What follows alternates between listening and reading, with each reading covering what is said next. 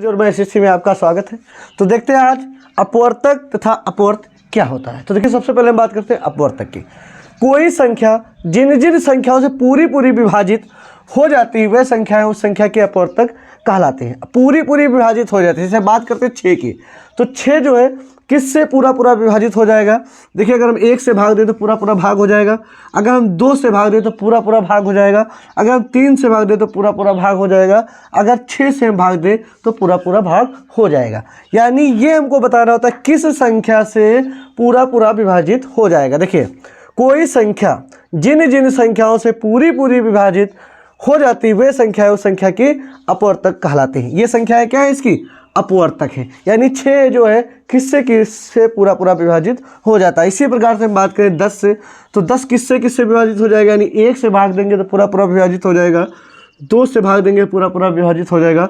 5 से भाग देंगे पूरा विभाजित हो जाएगा। अगर हम बात करें 10 के अपवर्तक कौन कौन से हैं, और सॉरी यहाँ पर 10 भी होगा क्योंकि जब 10 से भी भाग देंगे तो पूरा विभाजित हो जाएगा। तो 10 के अपवर्तक कौन से, 1 2 5 10। अच्छा बात करते हैं 18 के। 18 के अपवर्तक देखिए अगर हम 1 से भाग देंगे पूरा भाग हो जाएगा।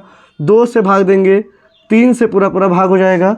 4 से नहीं होगा, 5 से नहीं होगा, 6 से, फिर 9 से, फिर 12 से। यानी ये जो है इस संख्या के क्या है अपवर्तक। अपवर्तक क्या होता है, संख्या में कोई संख्या जिन जिन संख्याओं से पूरी विभाजित हो जाए, कोई संख्या जिन जिन संख्याओं से पूरी विभाजित हो जाए वो भी संख्याएं इस संख्या की क्या होती हैं अपवर्तक होती हैं। अब बात करते हैं अपवर्त की क्या होता है।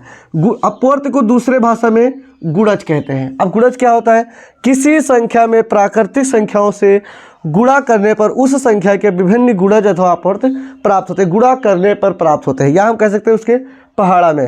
जैसे 5 लिखा है तो 5 के गुणज में कौन कौन सी संख्या आती है, 5 एकम 5, 5 दूनी 10, 5 तिया 15। अब ये जरूरी नहीं कि हम 1 2 3 से गुणा करें।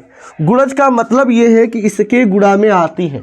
ठीक, जैसे हम यहाँ पर अगर डायरेक्ट 35 भी लिख दें, ठीक, तो भी इसका गुणज ही है। 5 का गुणज 35 होता है। ठीक, यानी 5 के गुणा में ये होता है। इसकी संख्या क्या होती है, अनंत होती है।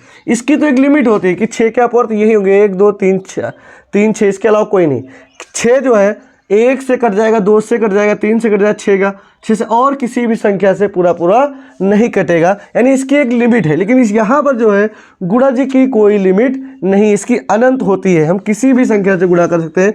ये 5 का गुणज 50 भी होता है। ये 50 जो है ये 5 से पूरा कट जाएगा। यानी 50 जो इसके गुणा में ही आएगा। जैसे कुछ 105 ये 5 का ही गुणज है। यानी हम इसे अनंत तक लिख सकते हैं। और एक चीज़ समझिए गुणज होता क्या है।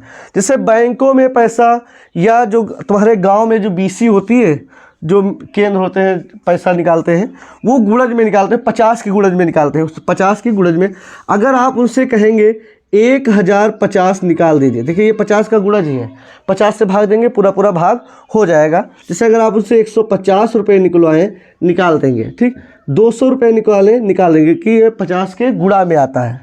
ठीक, अगर उनसे आप 230 निकालने के कहें तो नहीं निकाल पाएंगे। समझ गए, क्योंकि ये 50 का गुणज नहीं है। समझ गए, तो 50 का गुणज होगा, कुछ भी कहें कि 50 से कट जाए, ठीक, यानी 250, ठीक, 300, ये सब क्या है 50 के गुणज है।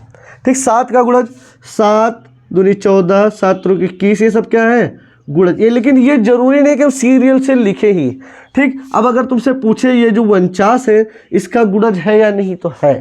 ठीक, अब बात करते हैं 12 का गुणज। तो देखिए 12 एकम 12, 12 दूना 24, 12 तिया 36, 12 चौक 48। लेकिन जरूरी नहीं कि हम सीरियल से लिखें। अगर 12 के गुणज आपसे पूछ रहा है, ठीक, तो 12 9 108, ये सब 12 के गुणा में ही आते हैं। 12 दहम 120। ठीक, तो आइए हमारा टॉपिक समाप्त होता है। मिलते हैं नए टॉपिक के साथ, तब तक के लिए आपका बहुत बहुत धन्यवाद।